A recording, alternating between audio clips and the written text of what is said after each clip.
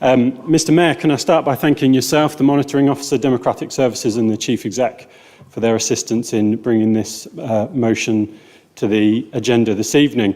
The scenes which have been unfolding on our TV screens on a nightly basis for 9 months now are almost too much for us to stand. Relentless bombing in Gaza has left 40,000 people confirmed dead. 20,000 of these are thought to be children.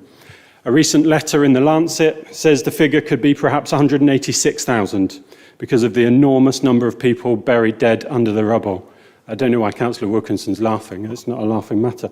35% of buildings in Gaza have been completely destroyed. A child in Gaza is dying every 10 minutes. During the course of what I'm about to say, another child will be dead.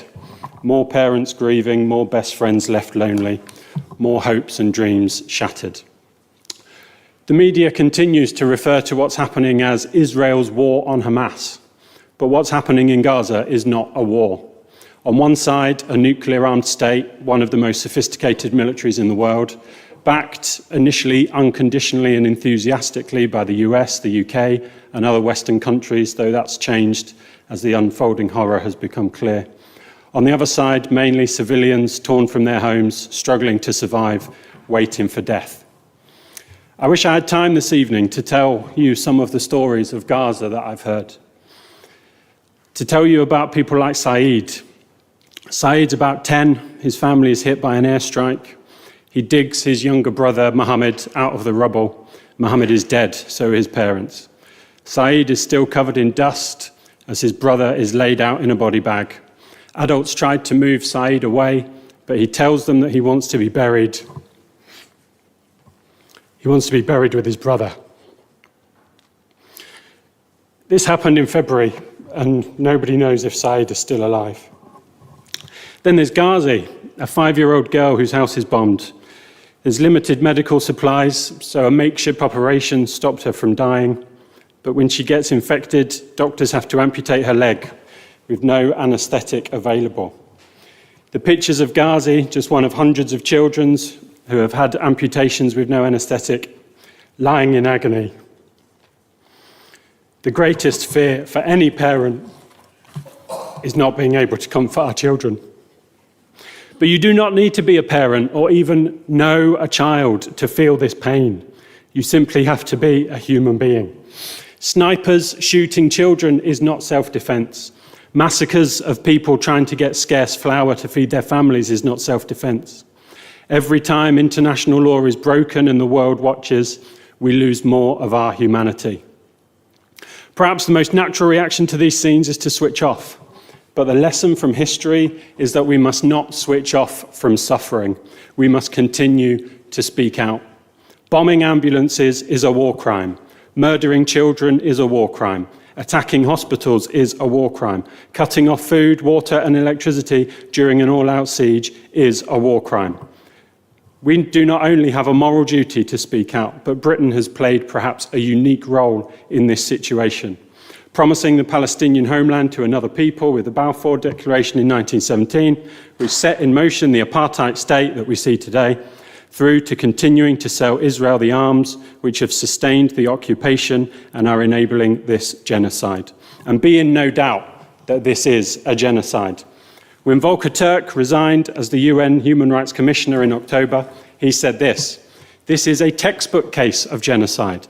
The European ethno-nationalist settler colonial project in Palestine has entered its final stage towards the expedited destruction of the last remnants of indigenous Palestinian life in Palestine." Society in Gaza, Mr. Mayor, is on the brink of collapse. There is virtually no healthcare provision for 2 million people. Communications blackouts are regular and long. Medical Aid for Palestinians says that between October and June, there were more than 460 attacks on healthcare facilities in Gaza. 100 ambulances have been bombed, often with injured people on board. 1 in 40 healthcare workers in Gaza are dead. They have been killed. At the start of October, there were 36 fully functioning hospitals in Gaza. Today, there are 0.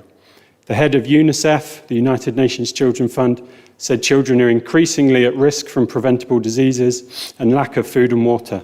Cases of diarrhea are running amongst children at a rate thought to be more than 70,000 per week.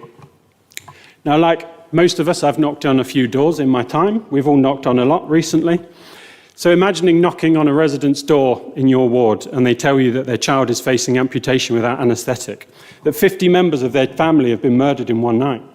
Would we show them empathy? Children in Cllr have the same dreams as children in Khan Yunis. Parents in Rafah grieve just like those in Arnold. Supporting and passing this motion this evening gives us the chance to demonstrate our shared humanity. We will not be able to tell future generations we didn't know what was happening. I'll just briefly run through the actions that Councillor Hughes and myself are proposing in this motion. Firstly, recognising the reverberations of events around the borough and further afield, thanking community workers for supporting those who are grieving, those who have experienced anti-Semitism and Islamophobia, and thanking those who have committed to the humanitarian response. I think that shows the strength of our community in Gedling. We say that Gedling stands ready to welcome Palestinians seeking refuge in the UK, as we did with Ukrainians, and I hope that that's something that can be urgently looked at, and to look at how events can be remembered in Gedling as we do with Srebrenica and other tragedies from the past. And to look at how the council can support the community as events continue to unfold. I know a lot of that work does go on, and I think we would all want it to continue. And to request that the Chief Exec writes to David Lammy, as outlined in the motion, supporting a ceasefire and the release of hostages. A ceasefire, Mr Mayor, is supported by 71% of the British public, by the UN, 153 member states, aid agencies including Oxfam, ActionAid, International Rescue Committee, Save the Children, the Red Cross, the Red Crescent, the Pope, the Archbishop of Canterbury, the trade union movement, the TUC, Unison, Unite, BMA, FBU, RMT, CWU, ASLEF, NEU, UCU, PCS, NASU, WT and IWGB. Councils, including Oxford, Newham, Preston, Nottingham and Sheffield, have all passed similar motions. Now, the number of hostages still thought to be in Gaza, around 80. Their suffering of them, their families, friends and communities is unimaginable. Taking and holding civilian hostages is a clear breach of international law, and they must be immediately released. Only a just peace which gives security to everyone in the region will be lasting. A peace which ends Israeli occupation and apartheid. A peace which ends settlerist violence and expansion, where Israeli and Palestinian children can dream together of their future, where parents can enjoy their children and families can grow old together. This might seem like idealism, but humanity has overcome these obstacles before. Now, some people will be watching this and say it's not up to Gedling to get involved in international affairs. Yes, we were elected to deal with bin collections, parks and leisure centres, and I know people in Cllr and elsewhere are concerned about local issues. That's why I ask so many questions about them at these meetings. But our residents also care deeply about what's happening around the world. We can walk and chew gum at the same time, as they say. There are also other conflicts raging around the world. Sudan, Syria, Ukraine, people are being killed.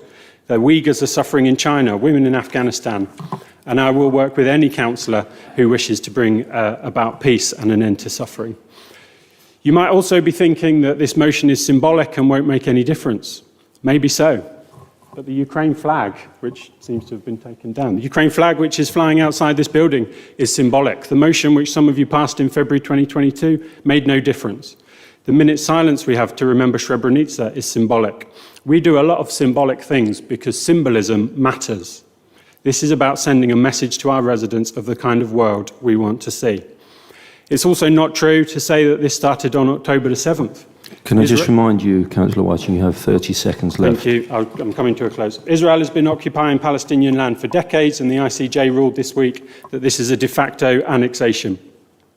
In moving this motion, Mr Mayor, I want to pay tribute to the residents of Gedling, Nottinghamshire and around the world who have taken to the streets over the last few months to call for peace. Together, our movement has dragged governments around the world into supporting a ceasefire. I send my solidarity to all those who are grieved by what's happening and repeat my call for calm heads and peace-filled hearts to prevail, for a peaceful Gaza and a free Palestine. Thank you, Mr Mayor.